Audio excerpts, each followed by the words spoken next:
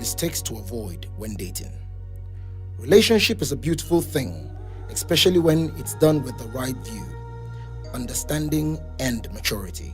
Whether you just got into a new relationship or in an existing one, there are do's and don'ts that must be adhered to enjoy a peaceful, pleasurable, and lasting time with your significant other.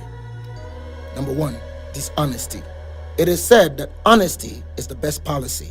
Colossians chapter 3, verses 9 to 10 says, "Do not lie to one another, seeing that you have put off the old self with its practices, and having put on the new self, which is being renewed in knowledge after the image of its creator."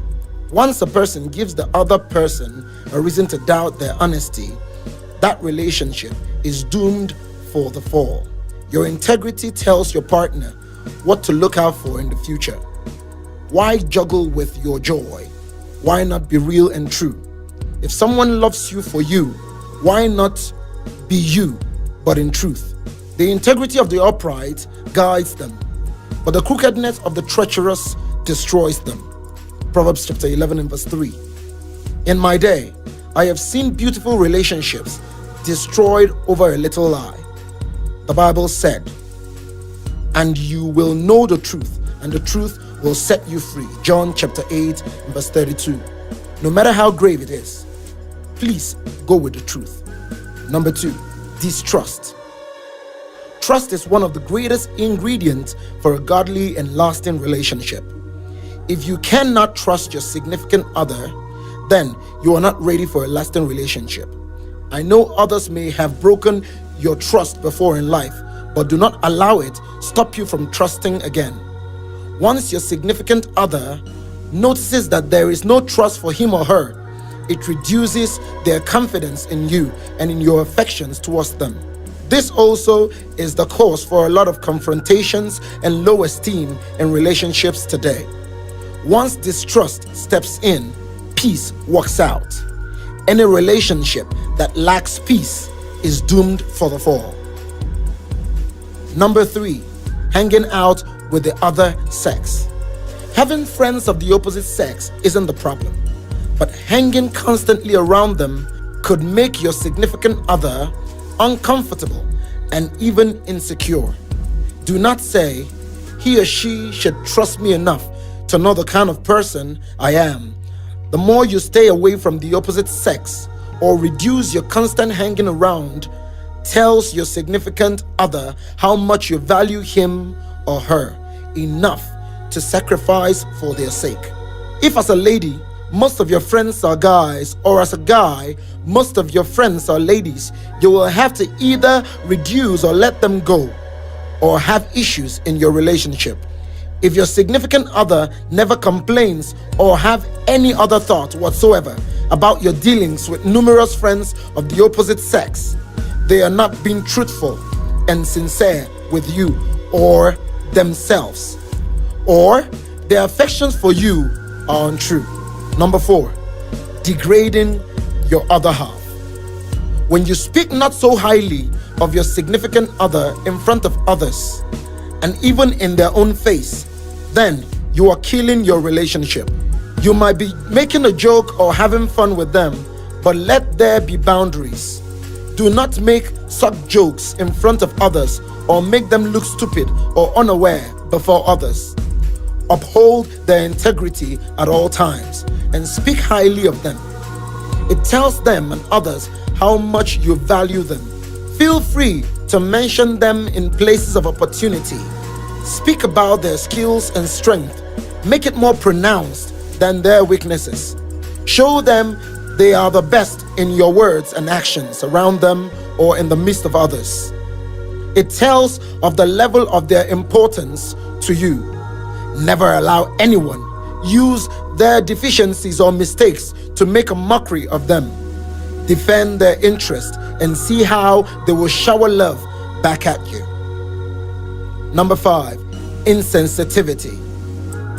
Everyone has needs and demands, both physically, spiritually, emotionally, psychologically, socially, and more. Be sensitive. That a person is soft and you have a greater ability to bear things does not mean You should expect them to be like you or like another. Some people are easily motivated or depressed by words, whether consciously or unconsciously said. Some people are very temperamental and so should be treated as such. Never put down someone for being the way they are. Learn to be sensitive to their personalities and needs. Remember, we are all different and we act differently, see differently, understand differently, and relate differently. Every human on earth has a love language, and this must be something you put in mind. Certain people may be drawn to words, others to gifts, others to spontaneity, others to arts, and so on. Know what gets to your significant other and know how to act accordingly. The next point is rigidity. Being rigid is one of the killers of a lasting relationship. When you want everything to go the way you want them or the way you know them isn't healthy for your relationship. If it is not how you want it, then it won't be done any other way. This will ruin you and enslave your significant other. You are ruining your relationship when you are not flexible, when you are not willing to try new things. If you do things the same way every day, every time, then get ready, because one day your significant other will be bored and will seek out other ways of doing things. Once they discover it, they are well out of the door. Whether you're a married couple or a singles dating, find new ways to spark up your dating life. Let nothing look exactly the same way. It doesn't cost money to be spontaneous. It's only a thing of the mind. The next point is losing the romance. Most people, after a while of being in that relationship, forget to be romantic. They believe that afterwards, he or she is mine, so there is no need to try further. That is a wrong mindset. Ask around. Find out new ways to spicing up your relationship or marriage. Create new ways to spicing your joy. Do not think that it was when I was trying to cut her that I had to do new things. Do them now.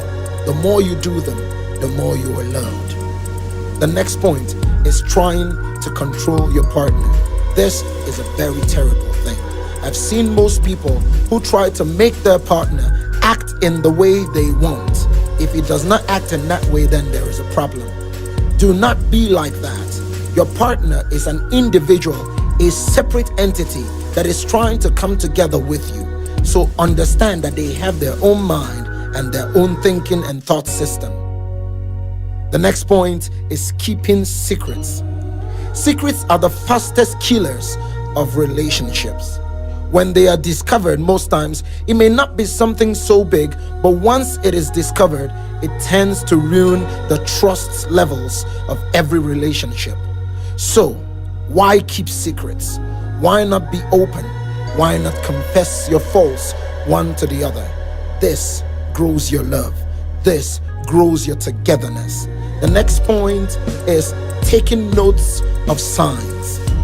There are signs that when you see in the life of a person, it tells you whether this person should be with you or not, whether this person is compatible or not. Do not forsake signs. When you see someone who is already acting in a negative light, do not think that they will change in the future because of you. Take notes. A godly person cannot be ungodly in the beginning. I tell you, watch out for signs in your life. You know the signs, and I know the signs. Do not allow anything or anyone deceive you. Watch out for signs. The next point is high expectations. When you expect so much from a person, then get ready. They will betray it. After all, the arm of flesh, the Bible says, will fail you. So when you expect so much from a person, then you're giving the person room to fail you. Why don't you expect and take each day as they come? It will help you to understand this person, and the person will understand you, and both of you will have a beautiful life. The next point is avoiding confrontation. confrontations. I've seen a lot of people who, because they want to avoid confrontations, have failed to speak up. They have failed to speak up things that they harbor in their hearts against the other. If you have something against the other, do not avoid confrontations. Speak out. If the person will not correct it or to see it in the light where you want it to be seen, then automatically that should be a sign that this relationship will not last. But the more you speak out, the more it helps you understand each other, and by so doing, you will get to have a beautiful relationship. The next one that you must understand that is very important are exes. Avoid bringing up exes in your new relationship. No matter how good your ex was, your ex is gone. Why will the person be gone? Because they were wrong for you. That you are in a beautiful relationship now means that the one that was before was not right. Do not bring their strengths to compare them with your current person. Comparing them with your ex is what kills relationship faster than anything in the world. I tell you, take this advice. Leave your exes out of your relationship. Never do it. Don't try it. The next one is taking solo decisions. When you want to take decisions in a relationship, please carry your significant other along. The more you do this, the more they feel their importance in your life. When you do this, they understand you and they trust you even more. Taking decisions with your significant other helps to build strength in relationship, helps to build understanding. Do not take things or decisions alone. Take or carry your significant other along. And finally, prayerlessness. As a godly person, do not forget, build your relationship on prayer. Pray with your significant other. Hold their hands and pray together. Do not pray alone and say, oh, I'm praying. No, bring them into your faith. Let them understand what you believe in.